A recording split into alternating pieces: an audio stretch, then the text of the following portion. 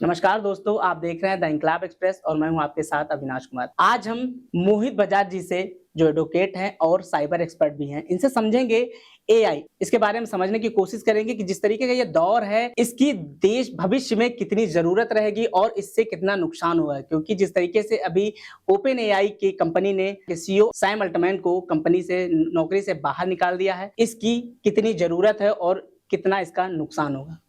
मोहित बजाज जी, सबसे पहले आपका इंकलाब एक्सप्रेस में बहुत-बहुत स्वागत है। एआई, ओपन एआई जिस तरीके से 2022 में आई और आते से ही एक बड़ा अपना पहचान बना लिया। लोग उसके जिस तरीके से काम करने के लिए लोग उत्सुकता हुई, उनकी हेल्प करने लगी। लेकिन इसको लेकर देश में और इसकी भविष्य में कितनी ज़रूरतें रहेंगी और इससे क्या नुकसान हो सकते हैं? देखिए, सर्वप्रथम आपके सभी दर्शकों को सादर प्रणाम। देखिए, आर्टिफिशियल इंटेलिजेंस पर आज हम लोग चर्चा करने जा रहे हैं और आर्टिफिशियल इंटेलिजेंस सिर्फ भारत के लिए ही नहीं, बल्कि पूरे विश्व के लिए एक सबसे बड़ी समस्या बनने वाला है। और खासकर भारत की बात करें, तो भारत में तो उसका पूरी तरीके से दुरुपयोग होगा और अभी हो भी रहा है वर्तमान में। तो सबसे पहले तो मैं इनिशियल लेवल से बताना चाहूँगा कि होता क्या है, क्योंकि जब तक दर्शकों को ये समझ में नहीं आएगा कि आर्टिफिशियल इंटेलिजेंस होती क्या है, तब तक उसके दुष्परिणाम या कि उसके नुकसान क्या होते हैं, वो समझ में नहीं आएगा। तो देखिए, आर्टिफिशियल इंटेलिजेंस बेसिकली अभी हम लोग चैट जीपीटी की जैसे बात कर रहे हैं। तो चैट जीपीटी एक, मान लीजिए, जैसे गूगल का सर्च इंजन है, उसमें हम जो भी कुछ डालते हैं, लोगों ने डाल दिया कि भाई भिंडी बनाने की रेसिपी क्या है, लोगों ने बना दिया कि भाई ये एड्रेस कहाँ है, तो आदमी को एड्रेस मिल जाता है। तो गूगल से हर आदमी फेमिलियर हो गया, हर भारतीय गूगल का इस्तेमाल करता है। तो चैट जीपीटी भी एक तरीके से गूगल की तरह है और चैट जीपीटी में भी आप अपना सवाल टाइप कर दीजिए, उस सवाल से संबंधित सारा आपको जो आंसर है वो आपके समक्ष आके सामने पूरा विद रिजल्ट आ जाएगा।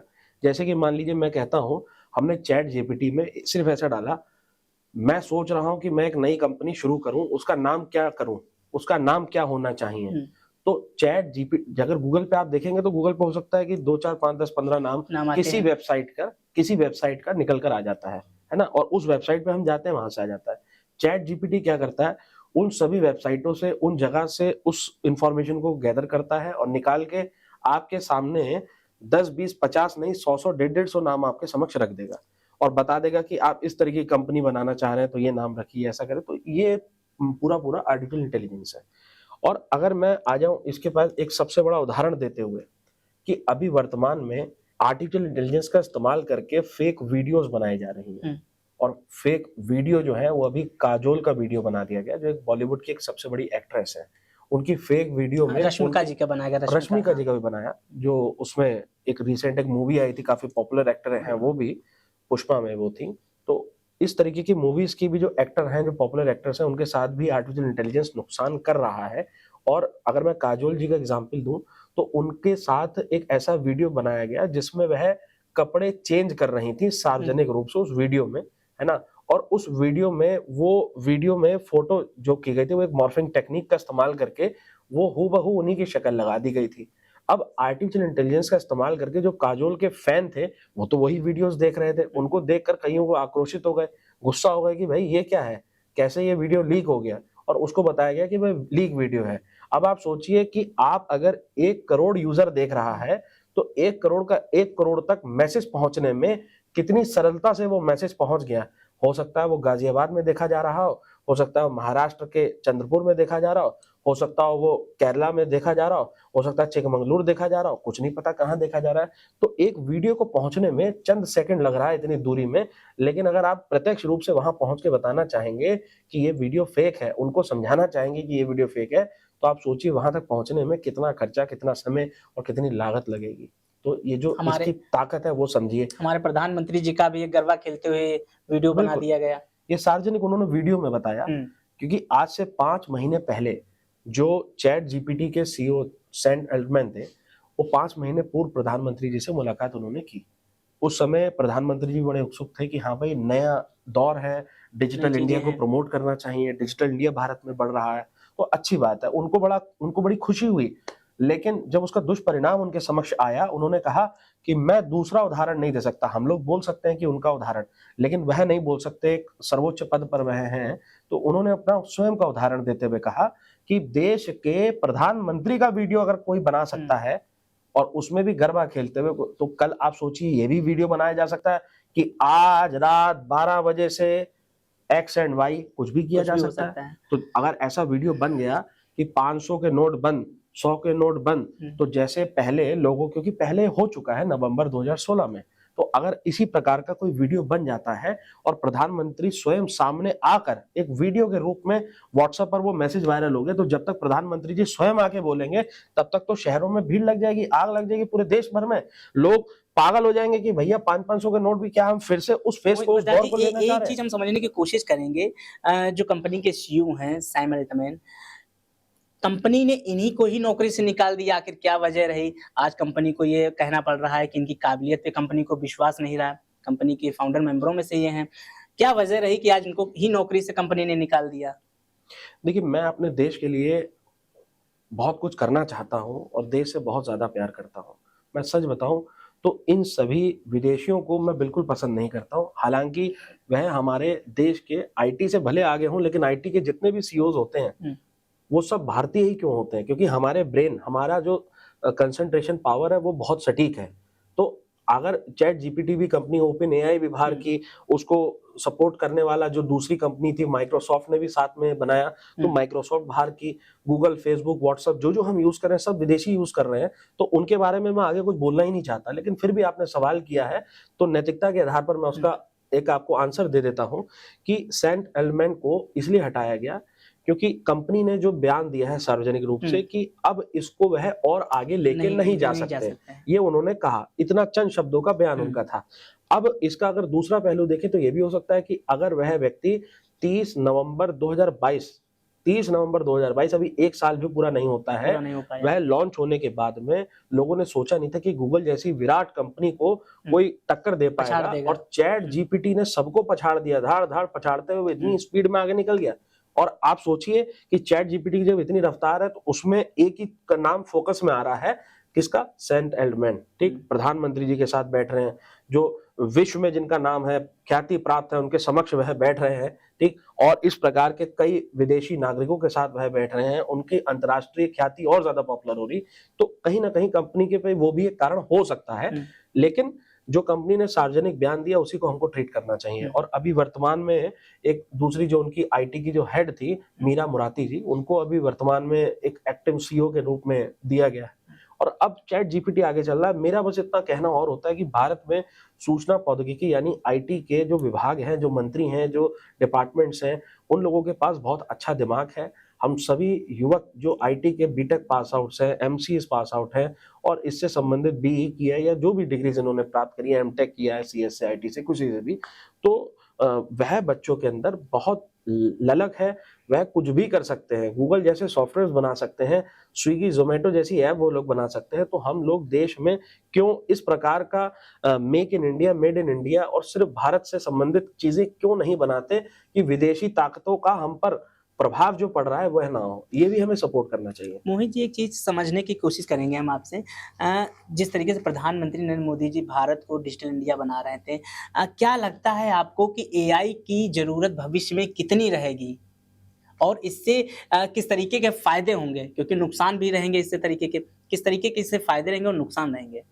देखिए, फायदे भी बहुत हैं और नुकसान भी बहुत हैं। जब भी अगर टेक्नोलॉजी आगे बढ़ती है तो सबसे पहले तो मैंने आपको बता दिया कि एक जो सबसे बड़ा, अगर हम जैसे न्यूज चैनल की बात कर रहे हैं, क्योंकि आप न्यूज को ज्यादा अच्छे से समझेंगे, तो फेक न्यूज एक सबसे बड़ा ट्रेंडिंग टॉपिक है। फेक न्यूज, आप सोचिए कि अगर किसी ने एक छोटी सी खबर, भ्रामक खबर को फैला दिया कि कल ऐसा हो रहा है, जैसे मैं नोटबंदी की अभी आपको वर्तमान में प्रधानमंत्री जी का उदाहरण दे रखा था, इसी प्रकार से एक जनपद का, एक शहर का एक वरिष्ठ अधिकारी, डीएम, डायरेक्ट कहे कि कल सारे स्कूलों की छुट्टी, एआई के माध्यम से वीडियो बना दिया। अब साहब छुट्टी तो हो गई, बच्चों को क्या चाहिए? बहाना।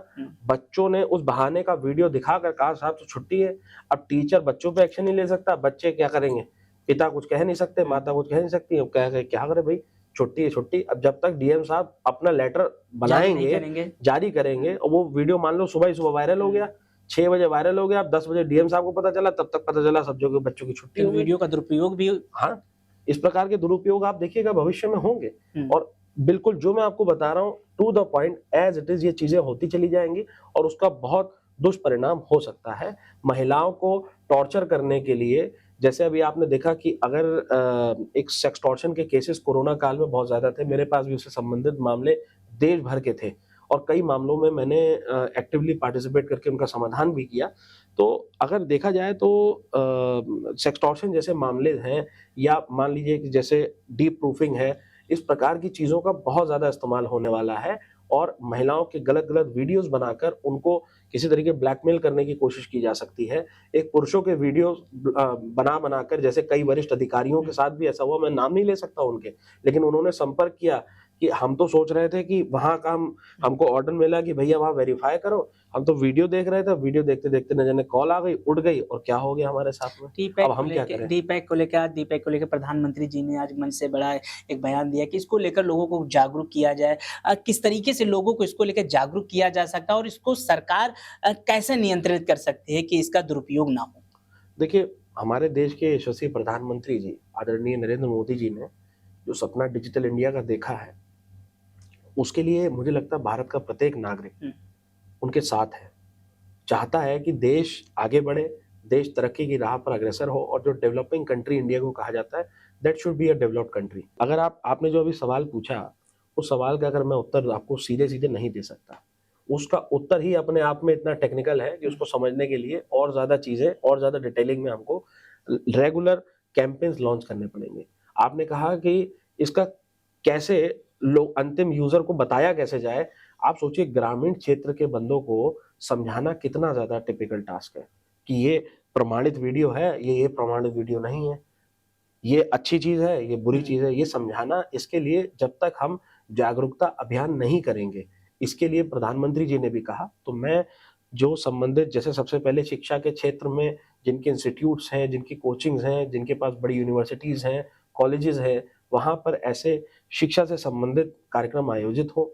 और उसके बाद जैसे आप एक पत्रकार हैं, पत्रकार भी जो है रेगुलर इस संदर्भ में चीजें देखें, क्योंकि इकलौते एक के बल पर, एक के दम पर इससे लड़ाई नहीं लड़ी जा सकती। अभी साइबर अपराध में ही हम लोग इतने पिछड़े हैं। साइबर अपराध, आप सोचिए कि पूरी दुनिया में जितने साइबर अपराध होते हैं उसमें भारत नंबर 1 पर है। क्यों? क्योंकि हम डिजिटली भी नंबर 1 पर हैं। आदमी ये नहीं देखता कि नंबर ऑफ यूजर सबसे ज्यादा भारत में है। भारत में सबसे ज्यादा ठेले वाले से लेके बड़े रेस्टोरेंट्स तक सबके पास आज क्यूआर कोड है। आप पूछे क्यूआर कोड है, वो बताएगा हाँ क्यूआर कोड मेरे पास है। छुट्टे पैसे अब लोगों ने ऑटो वालों को देना बंद कर दिए और क्यूआर कोड कर देते हैं खट से। तो डिजिटल इंडिया जब बढ़ रहा है आगे, जैसे जैसे तकनीकी रूप से सशक्तिकरण कहीं होता है तो उसके दुष्परिणाम, उसके नेगेटिव्स भी आते हैं। और उसके लिए हम सभी लोगों को एकजुट होना पड़ेगा। कड़ी से कड़ी मिलकर ही हम उस बड़ी समस्या का समाधान कर सकते हैं। तकनीकी तो जिस हिसाब से बढ़ रही है, इसके दुरुपयोग भी सामने आते जा रहे हैं। इसको किस तरीके से रोका जाएगा? क्योंकि जिस तरीके से आप देख रहे हैं, जो एआई के माध्यम से, जो डीपैक के माध्यम से जो तमाम तरीके से जो पिक्चर बदल दी जाती हैं, उससे काफ़ी नुकसान और काफ़ी लोगों को परेशानियाँ भी हो जाती हैं। तो कहीं ये बड़ा एक मुद्दा तो नहीं बन जाएगा, लोगों के लिए बड़ा एक सवाल तो नहीं बन जाएगा? लोग कैसे फिर मैनेजमेंट करेंगे अपने आप को? देखिए, निश्चित यह बहुत बड़ा सवाल बनने वाला है आने वाले भविष्य में। हमारे गृह मंत्रालय ने इसको अपने हाथ में ले लिया है कि MHA यानी मिनिस्ट्री ऑफ होम अफेयर्स अंग्रेजी में कहते हैं इसको। तो उसने कहा है कि आने वाले समय में भारत की जो सबसे बड़ी समस्या होगी वह डिजिटल से संबंधित ही होगी, साइबर अपराध से संबंधित ही होगी। और मैं फिर आपको एक बार रिपीट कर रहा हूँ कि जब तक हम लोगों को जागरूक नहीं करेंगे तब तक इसका समाधान नहीं हो सकता। जागरूकता ही इसका एकमात्र समाधान है। नो डाउट, जहाँ जहाँ पर हमको अगर हम कहें कि सरकारी विभागों को कुछ काम करना चाहिए, बिल्कुल सही बात है। बैंक को काम करना चाहिए, वो भी सही बात है। मैं अनेकों बार मैंने कई प्लेटफॉर्म्स पर कहा है, मैंने यहाँ तक कि प्रधानमंत्री कार्यालय में भी रिटर्न में दिया कि अगर जितने साइबर अपराध होते हैं उसमें से 60 से 70% के अपराध फाइनेंशियल फ्रॉड्स के होते हैं, यानी कि मेरे खाते से निकला पैसा, फलाने अकाउंट से गया हुआ पैसा या उससे इससे चला गया, ट्रांसफर हो गया, रॉन्ग अकाउंट में ट्रांसफर हो गया। तो ये सबसे ज्यादा मामले होते हैं। इसके लिए सिर्फ एक छोटा सा समाधान करना है कि NEFT, IMPS, RTGS अन्यथा ऑनलाइन माध्यम से जितने भी अमाउंट ट्रांसफर किए गए हैं एक खाते से दूसरे खाते में, वो कैश के रूप में निकासी ना हो पाए 24 से 48 घंटों तक। कैश की निकासी ना हो पाए 24 से 48 घंटे तक वापस बिल्कुल आ सकता है। क्योंकि वो क्या करते हैं, एक से दूसरे, तीसरे, चौथे, फिर चौथे के बाद 5वें फर्जी खाते के अंदर उस अमाउंट को ट्रांसफर करके वहां से वह निकाल लेते हैं और उसका निकासी जब हो जाता है या उससे कोई परचेज हो जाता है तब काम खत्म। वो अमाउंट ही जब नहीं रहा तो कम से कम अगर निकासी को निकालेंगे तब भी उसको ट्रैक किया जा सकता है। उसके मैं नहीं कहता कि बिल्कुल जीरो हो जाएगा, लेकिन उसके प्रतिशत में कमी जरूर आएगी। ये सब चीजें होनी चाहिए। मोहित जी, एक सवाल है, दर्शक दर्शक भी इसको समझना चाहेंगे। जैसा आपने बताया कि एआई के माध्यम से कोई भी यहाँ बैठ सकता है, कोई भी मेरी जगह बैठ सकता है। अगर इस टेक्नोलॉजी के माध्यम से क्या लगता है आपको आने वाले भविष्य में नौकरियों पर भी असर पड़ेगा? जिस तरीके से बेरोजगारी तो अभी भी है, अगर एआई का इस्तेमाल ज़्यादा होगा तो क्या इसका असर सीधा नौकरियों पर भी पड़ सकता है? देखिए, निश्चित नौकरी पर तो असर पड़ेगा पड़ेगा। आपने देखा कि जैसे सन 90 के आसपास की बात थी, 80s की बात थी, तो उस समय बैंक वालों के पास बहुत काम था। बैंक वाले लेके लिखा-पढ़ी करते थे, एक-एक ट्रांज़ैक्शन को रिटन में लिखते थे। आज उनके सॉफ्टवेयर्स ने जगह ले ली है, तो कितनी नौकरियाँ कम हो गई हैं, आप देख लीजिए। स्वयं आप समक्ष इस चीज़ को देख रहे हैं। अब अगर आप देखें तो लखनऊ में एक रोबोटिक रेस्टोरेंट खुला, तो उसको वेटर पहले लेके जाता था, अब साहब वेटर का काम खत्म हो जाएगा, तो रोबोट जब लेकर आएँगे तो वेटर को नौकरी कहाँ से मिल जाएगी? आप बैठे हुए मेरे समक्ष एक एंकर हैं, आज तक एक चैनल है, हालाँकि किसी दूसरे चैनल का नाम कभी भी हमको नहीं लेना चाहिए, हमको एक निजी चैनल बोलना चाहिए, लेकिन फिलहाल जब है तो है, किसी चैनल ने, किसी कंपनी ने, किसी ऑर्गेनाइजेशन ने कुछ किया तो उसका नाम ले सकते हैं हम। तो अगर उसने एक आर्टिफिशियल इंटेलिजेंस का एक आप कहिए रोबोटिक एंकर बैठा 2.0 बना दिया। हाँ, रोबोटिक एंकर बिठा दिया, तो वो रोबोटिक एंकर गलती नहीं कर सकता, क्योंकि वो टेक्निकल फॉर्म में बनाई हुई चीज़ें हैं, उसको क्या करना है? हम अगर शब्दों का उच्चारण करेंगे, तो हो सकता है कि मैं किसी दिन बीमार हूँ, मेरे गले में खाँसी आ जाए, तो मैं खाँसी खाँसता-खाँसता नहीं सही से बोल पाऊँ, या हो सकता है किसी दिन मेरे साथ कोई अनहोनी हुई हो, मैं आके बैठा हूँ, तो मेरा मूड नहीं है, लेकिन फिर भी मैं बोल रहा हूँ, तो मैं उस लेवल की बात आपको नहीं बता सकता, क्योंकि इमोशनल है। मशीन्स और इसमें यही अंतर है, मशीन गलती नहीं करेगी, इंसान गलती कर सकता है, और हम भी इंसान हैं, आप भी इंसान हैं। तो अगर गलती चैनल पे अलाउड नहीं है, लाइव चल रहा है, लाइव में गलती अलाउड नहीं है, तो अब भाई गलती अलाउड नहीं है तो आदमी क्या करेगा? आने वाले भविष्य में एंकर की जगह भी वह लेंगे, ले सकते हैं, नहीं ले रहे हैं। समक्ष आपको मैंने उदाहरण दे दिया इसका। इसी प्रकार से मैं स्वयं एक अधिवक्ता हूँ और एक प्रैक्टिसिंग अधिवक्ता हूँ, इसलिए मैंने उत्तर प्रदेश बार काउंसिल का इस बार का प्लान आउट भी किया कि मैं एक प्रत्याशी सदस्य रूपी पूरा चुनाव भी लड़ूँ, चीज़ें करूँ। मेरे को कोई नहीं है इसमें मन बिल्कुल नहीं है, लेकिन ज़रूरत है, क्योंकि मुझे पता है आने वाले भविष्य में अधिवक्ताओं की भी जो लड़ाई होगी, अधिवक्ता की जितनी भी लड़ाई आज तक की हुई हैं, वह प्रत्यक्ष रूप से शासनिक, प्रशासनिक आमले से या सरकारों से लड़ाई लड़ते हैं। लेकिन अगर इस प्रकार की टेक्नोलॉजिकल एनहांसमेंट हो जाएगी, तो अधिवक्ता किस प्रकार से लड़ाई लड़ेगा? मुझे आप ये बताइए। आज ई कोर्ट हो गया, ई कोर्ट होने से अब वर्चुअली होते थे, वर्चुअली अपेयर हो रहे हैं, ठीक? यानी कि आप सोचिए कि जब वर्चुअल अपेयर हो रहा है, कई बार एसोसिएशन ने वर्चुअल कोर्टों का भी एक तरीके से कह दिया कि साहब ये नहीं होना चाहिए, उसका बहिष्कार करने के लिए रैलियां निकाली, काम कहा। तो अधिवक्ता भी क्या करता है? अधिवक्ता भी संबंधित केस स्टडी को पढ़कर, पूरा केस को पढ़कर फिर समक्ष रिप्रेजेंट करता है। तो आने वाले समय में जब इसकी पूरी वीडियो कॉन्फ्रेंसिंग यानी कोर्ट भी अब डिजिटल इंडिया की तरफ आगे बढ़ रहा है, तो जब हर चीज में, के जरिए पेशी भी हर चीज में ऐसा होगा, तो क्योंकि पत्रकार तो फिर भी पत्रकारिता के लिए, तो यहाँ मैं खुद भी ये चीज बोलता हूँ कि जैसे एक वकालत करने के लिए, वकील करने के लिए, एक प्रैक्टिसिंग लॉयर बनने के लिए, एडवोकेट बनने के लिए आपको संबंधित स्टेट की बार काउंसिल से रजिस्टर होना होता है, पत्रकार बनने के लिए कुछ नहीं है। इसलिए आप लोगों का आज दुरुपयोग भी हो रहा है, कई लोग जीमेल की आईडी बना के, यूट्यूब पे चैनल बना के पत्रकार बन जा रहे हैं। तो इन सब पे भी काम होना चाहिए। हालांकि ये बड़ा इन डेप्थ में चला गया चीजों में, और ये सारी चीजों पर हमको काम करना है, तभी आर्टिफिशियल इंटेलिजेंस जैसी एक बड़ी गंभीर समस्या जो आएगी, उसके नेगेटिव इम्पैक्ट्स हैं, उनसे लड़ा जा सकता है, साइबर अपराध से लड़ा जा सकता है। और डॉक्टर्स की बात करें तो डॉक्टर के साथ भी ऐसे ही होगा कि आर्टिफिशियल डॉक्टर बैठा है, आपने उसको बताया कि मेरे साथ ये हो रहा है, वो काम कर रहा है। आर्टिफिशियल रोबोटिक बेस्ड आज भी कई सारे अस्पतालों में, दिल्ली से लेके, मैं अस्पतालों का नाम नहीं ले रहा, दिल्ली से लेके बैंगलोर तक, यूएस से लेके चीन तक, वह आर्टिफिशियल आपका ऑपरेशन कर रहे हैं, आर्टिफिशियली ऑपरेशन कर रहे हैं। एक डॉक्टर गलती कर सकता है कि उसको नहीं पता कि यहां से काटना है, इधर काटना है, इतने सेंटीमीटर काटना है, इतने डायमीटर लेना है, क्या करना है। डॉक्टर अंदाजे से करता है, उसका एक्सपीरियंस हो जाता है नंबर ऑफ ऑपरेशंस के बाद, लेकिन एक रोबोट गलत नहीं कर सकता। और वह रोबोट जब वो स्थान ले लेगा तो डॉक्टर्स फिर क्या करेंगे साहब? क्या लगता है आपको एआई को अब एक सीमित दायरे में रखना ज़रूरी है ताकि नौकरियाँ भी बची रहें लोगों के लिए? क्या लगता है कि ये इसको एक सीमित दायरा होना चाहिए और इसको एक नियंत्रित रखा जाए? बिल्कुल रखा जा सकता है। और जब सेंट अल्टमैन आए थे आज से 5 महीने पूर्व में, अब उन्होंने कहा कि भाई एक इंटरनेशनल लेवल पर आर्टिफिशियल इंटेलिजेंस के लिए कमेटी बनानी चाहिए, आर्टिफिशियल इंटेलिजेंस पर इसका एक रूल रेगुलेशन का फोरम होना चाहिए। तो भारत ने सीधा कहा कि भाई हमारे पास क्या बुद्धि की कमी है, हमारे पास क्या ब्रेन की कमी है कि आप हमें बताएंगे क्या करना है? जो अश्विनी वैष्णवी थे और भी हमारे केंद्रीय मिनिस्टर्स, कई सारों का बयान लिया गया, उनसे पूछा गया तो स्पष्ट कहा कि भाई हमारे पास देश में क्या अच्छे अच्छे ब्रेन्स की कमी है क्या? हम लोगों के पास भारत हमेशा से आर्यभट्ट के जमाने से लेके आज तक अच्छी अच्छी चीजें देता रहा है, तो हमको जरूरत नहीं है। हमको जो इसमें गंभीरता कर रही है, हमारी टीम बैठेगी, हमारी उस हिसाब से हम सरकार आगे निर्णय लेगी। तो शुक्रिया। तो आप सुन रहे थे मोहित बजाज जी के, जो एडवोकेट है और साइबर एक्सपर्ट है, जिन्होंने साफ तौर पर बताया कि लोगों को इसके लिए एआई जो है जरूरी तो है, लेकिन इसको लेकर जागरूक भी होना पड़ेगा ताकि उनके साथ कोई ऐसी घटना ना घटे और उनको लेकर कोई उनका दुरुपयोग ना करे।